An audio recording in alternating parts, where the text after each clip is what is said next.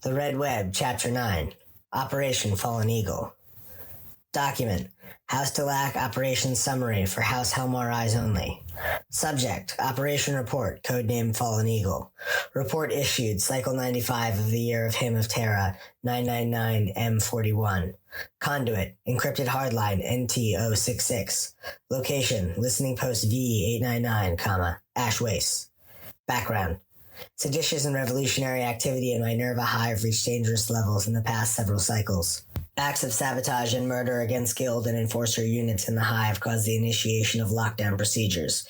Attempts at interrogation of involved parties were interrupted by further seditionists, leading to the deaths of dozens of Delac agents and affiliates attempting to cut the uprising off as quickly as it had started. Confiscation of material showed retranslation and mistranslation of documents created by the deceased criminal Obsidian Oracle. These documents put the works into simple enough concepts for Goliath, and even, it is believed, due to the discovery of purely pictographic depictions of the manifesto's contents, translations for the Hive's Ogren. Widespread distribution of these documents led to a rapid reshuffling of loyalties as the Hive struggled to suppress further spread. During this tumultuous period, some of the outlaw redemptionist priests of the Underhive anointed a new champion, one deemed imbued with the holy faith of the Emperor, calling him Saint Minerva. This individual was captured and tortured by Delac agents and reportedly executed, but they seem to have survived and become a figurehead for the revolutionary movement. This is not the first time a false saint has been seen on Necromunda, nor the first time one has been used against the Imperial House. Attempts to verify reports about the individual's identity, background, and abilities proved futile, but efforts to infiltrate the inner circle were successful. Deployment of assassin droids was deemed necessary, but due to the unknown nature of the target's abilities, over 12 such cyborgs were sent embedded into the redemptionist retinue, picking off trusted members and impersonating them while they lied in wait. In the meanwhile, acts of sabotage spread, leading to the complete toppling of the Hive's highest spire, the home of the noble family that ruled Minerva, killing most of them.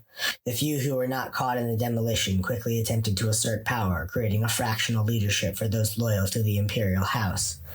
The general uprising would soon come, and lead to the direct murder of hundreds of merchant guild members and enforcers. Worse, the wall separating the upper hive from the dregs would fall, and the revolutionaries would spread into every nook and cranny of Minerva.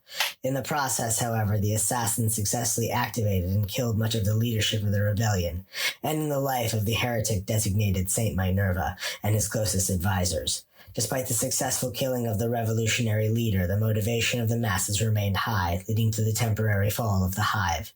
Anticipating this potential problem, House Delac had begun recruiting any hired gun worth their coin to assist in the process of retaking Minerva. Many of these resources arrived within days of the fall of the Hive, as fighting continued block to block on every level and in every dome.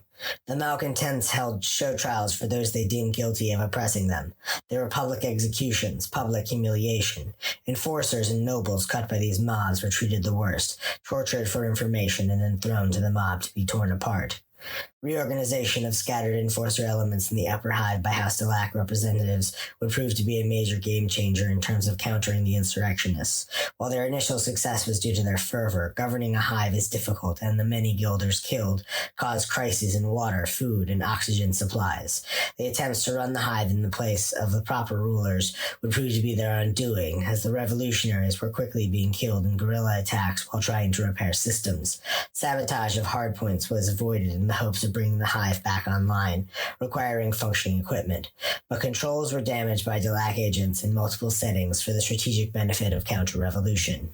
The arrival of an Orlok road force escorting a large force of slave guilders loyal to the Imperial House several months into the siege provided further bodies for retaking the lower hive, though the process has been slow and incomplete.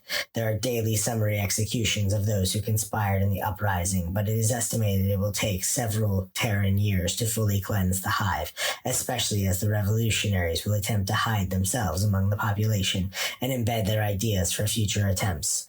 The hive cannot yet be classified as recovered. It is still considered a fallen hive until such time that governance can be restored and basic functions brought back online.